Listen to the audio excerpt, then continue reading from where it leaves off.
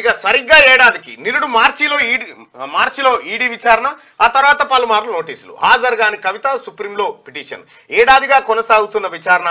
కవిత case 19కి వాయిదా. డ్రామాలో భాగమే అరెస్టు. మంత్రి కోమటిరెడ్డి విమర్శ.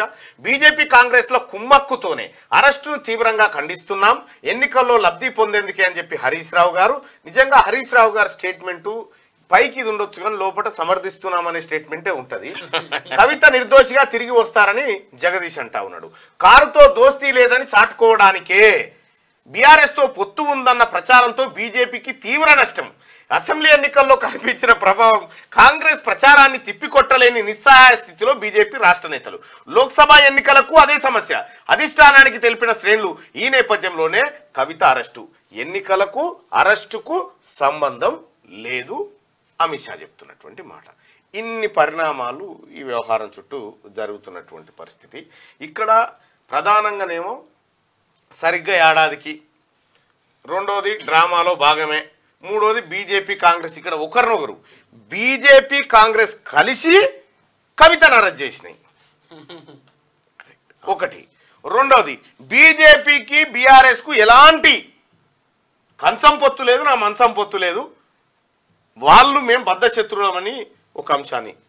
ఇక మూడోది క్లియర్గా అమిత్ షా గారే చెప్తున్నారు, ఎన్నికలకు అరెస్టుకు సంబంధం లేదు, తన పని తాను చేసుకుంటూ పోతుంది అని చెప్పి ఆయన చెప్తా ఉన్నారు. ఇన్ని రకాలుగా వస్తూ ఉన్నాయి సార్. ఒక్కసారి ప్రజలారా రెండో పోల్గా తీసుకుంటా ఉన్నాం మిమ్మల్ని. ఈ ఎపిసోడ్లో బీజేపీ బీఆర్ఎస్ ఒకటా, లేకపోతే బీజేపీ కాంగ్రెస్ ఒకటా? అంతే. ఒక పోల్ పెడదాం. పోల్ పెట్టి ఇప్పుడు ప్రజలకు కూడా ఏమర్థమైందో మనకు అర్థమవుతుంది. దాదాపు 17,000 మంది ఇందులో ఓటింగ్లో పాల్గొన్నారు. కవిత అరెస్టు కరెక్టే అని చెప్పి మీరు వచ్చిన బటన్ మీదనే 94% మంది వచ్చారు, మెజార్టీ ప్రజలు వచ్చారు. కాబట్టి ప్రజలారా మీకు ఒకటి మీ ఒపీనియన్ చెప్పండి. ఎపిసోడ్లో రాబోతున్నటువంటి పంచాయతీని ముందే చెప్తా ఉన్నా. ఏ పంచాయతీ జరగబోతో దాన్ని ఇప్పుడు పెట్టుడుగా చూపిస్తా ఉన్నా అభిప్రాయాన్ని. కవిత అరెస్టు కాంగ్రెస్ బీజేపీ కలిసి చేశాయా అంటే ఇక్కడ ఏ రెండు పార్టీలు ఒకటిగా కనిపిస్తున్నాయి చెప్పండి సింపుల్ గా. బీజేపీతో బీఆర్ఎస్ కు దోస్తీ ఉందా, కాంగ్రెస్ కు బీజేపీతో దోస్తీ ఉందా? రైట్.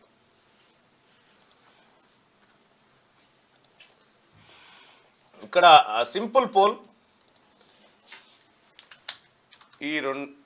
ఈ క్రింది వాటిలో చీకటి దోస్తులు ఎవరు?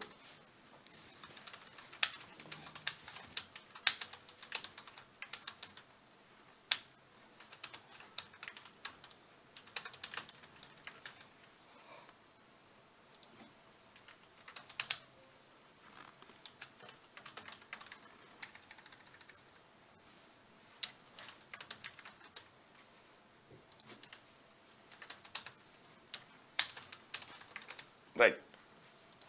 ఇక ఇప్పుడు మీకు మంచి ఆప్షన్ వచ్చింది, ఎందుకంటే ఈ లెక్క తేలిపోతుంది. ఇక దీని వెనకాలన్న మతల ఈ క్రింది వాటిలో చీకటి దోస్తులు ఎవరు అని మీరు భావిస్తున్నారు? బీజేపీ బీఆర్ఎస్ ఒకటే అనుకునే వాళ్ళు ఇక్కడ, బీజేపీ కాంగ్రెస్ ఒకటే అనుకునే వాళ్ళు ఇక్కడ. ఇద్దరు ఒపీనియన్ చెప్తా ఉన్నాం. ఇటు బీఆర్ఎస్ వాళ్ళ ఆరోపణ, ఇటు బీజేపీ వాళ్ళ ఆరోపణ.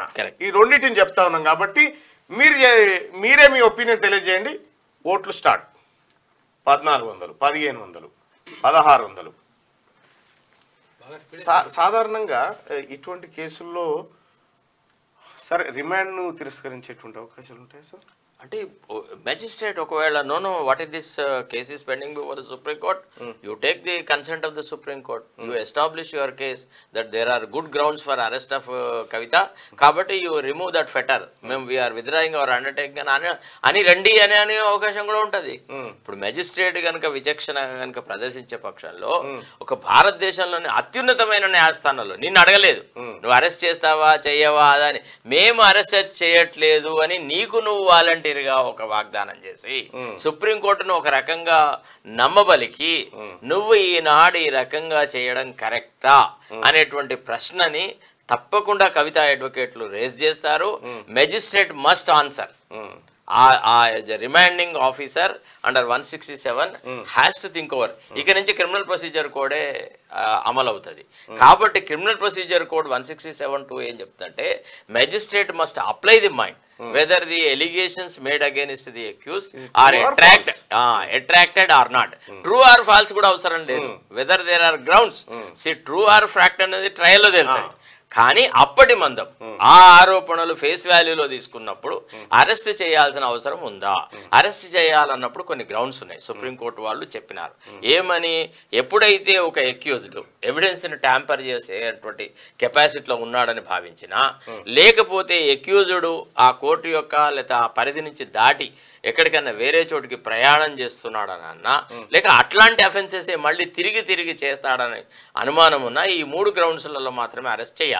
మరి ఈ ట్రిపుల్ టెస్ట్ కనుక అప్లై చేసే పక్షంలో ఫ్లైట్ రిస్క్ లేదు, ఎందుకంటే ఆమె ఎక్కడికి విదేశాలకు అటు ఇటు పారిపోయే అవకాశం లేదు. కాబట్టి ఈ గ్రౌండ్స్ లో ఆలోచించినప్పుడు మరి అది ఎట్లా నిలబడుతుంది అనేది కూడా వాళ్ళు ఆలోచన. అంటే నాకు తెలిసి ఇది ఒక రకంగా ఒక పక్క అరెస్ట్ చేసినట్టు చూపెట్టి, ఇంకో రకంగా సేఫ్గా మళ్ళీ ఇక్కడ రాజకీయంగా ఒక పబ్బం గడుపుకోవాలని బీజేపీ ఆడిన నాటకం అని నా భావన. రేపొద్దున వీళ్ళు అక్కడి నుంచి ఆమె వెళ్ళొస్తే వెళ్ళి రాగానే కేసీఆర్ బీజేపీ చూసిరు కదా, బీజేపీని ఖతం చేయాలి పితం చేయాలని వీళ్ళనంగా అరెస్ట్ చేసినావా చూపెట్టినావా లేదని కింద చెప్తూ మైకులలో మాకు సంబంధం లేదని చెప్తూ, అంటే ఒక ఎన్నికల వాతావరణాన్ని 2 పార్టీల మధ్యలోకి తీసుకొచ్చిన అంశంగా ఈ అంశం మారిపోయింది.